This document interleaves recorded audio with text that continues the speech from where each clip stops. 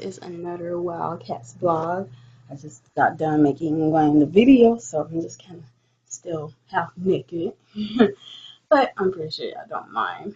But this is a vlog on relationships, on relationship, I guess, listening tips on relationships. Um, Well, what I wanted to say in my blog is different ways on how to successfully get through an argument with your lover. A lot of people go through arguments all the time. It's actually a sign of a healthy relationship as long as it's not excessive and a lot of arguing. That just means the person cares about you. Um, But from my class on human services and on counseling skills and case management and things like that, I have learned different things. And I have learned about listening and how listening can actually um, get through the whole conflict of whatever you guys are arguing about, or whatever issue is going on. And actually, that um, once you get this down, then majority of these conflicts that is done in a relationship, majority of the conflicts will be resolved, and y'all could go on and loving each other. So the topmost thing that I wanted to mention before anything is how listening is important in a argument.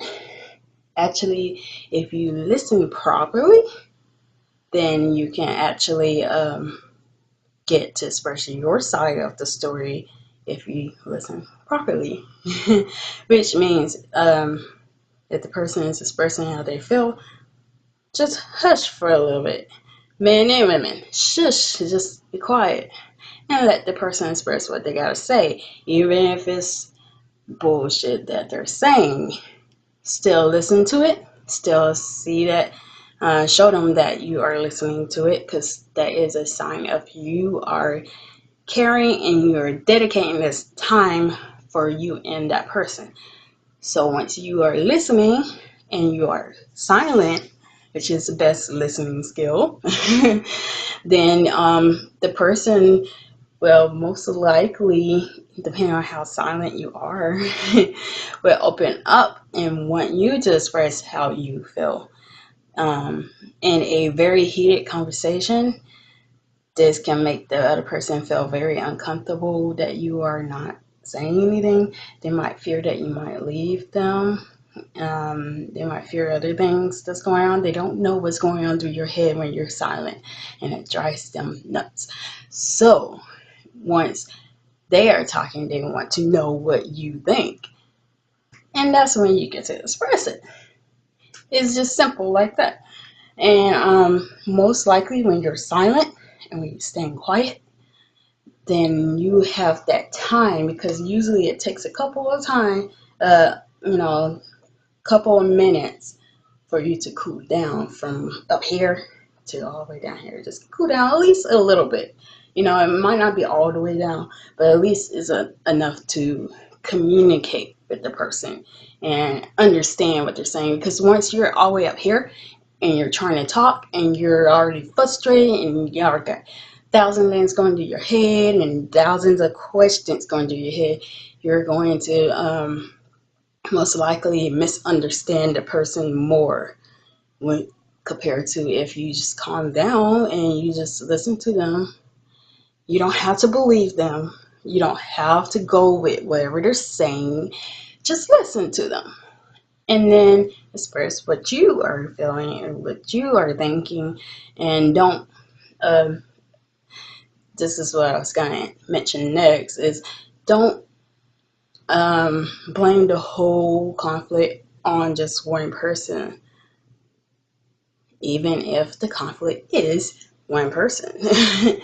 What I mean is, say I have Billy Bob as my boyfriend, and Billy Bob has cheated on me, and I find out about it. I talked to the girl that he was cheating on me with, and caught messages and everything like that, and I'm trying to confront him. The biggest urge to do is blame everything on him. Of course, we are in this situation because of him, but it's not 100% sure that it is all him. Maybe you have pushed him to the point of drifting away to someone else. And if you're constantly focusing on him, you're not going to see what you're doing yourself. And a lot of people do that. A lot of people in relationships because of that. And I'm not saying stay with the person if they're cheating on you. That's up to you and that individual. Every relationship is different. Some people can overcome it and cope through that and move on, and some people can't. And some people just keep bringing it back up. They can't bury the dead. And some people just don't see no remorse and just keep doing whatever they were doing in the first place, like it never happened, like the whole confront never happened. So it depends on your relationship and depends on what standpoint you guys are at, and y'all work that out between y'all two. Only y'all two. Don't work it out between y'all two and someone's mother, his mother, or her mother, whoever it is. Don't work it out between your best friend and y'all two. Work it out between y'all two only. Stop telling your friends and your family what's going on in your relationship, because that is one of the biggest mistakes that a lot of people make. Tell them a little bit, just an iceberg, just a little peck of it. Because people know when something's bothering you, and sometimes it is better, like, if you express how you feel and to let it out. So, I'm not saying just keep everything aside, but major detail information, keep it between you and him. If you want to express something, express it between you and him. You don't have to express it to Facebook or MySpace or Instagram or whatever people do. Just keep it between y'all two. Listen to each other when the person is talking. Once you already talk and they're listening, you see them listening, and then you want them to express how they feel, listen to them too. Stop trying to interrupt them. They just listen to you. So that's just a couple of tips. So I'm about to go. I got more relationship tips and more everything else. So I hope y'all enjoyed this. If you like it, please like the video. Any questions or comments you gotta make, I don't care what kind of comments it is, leave it down below and I will try to read it and maybe even respond to you. Also, let me know some different topics to research on or talk about or anything. I would like to hear from you guys. So bye.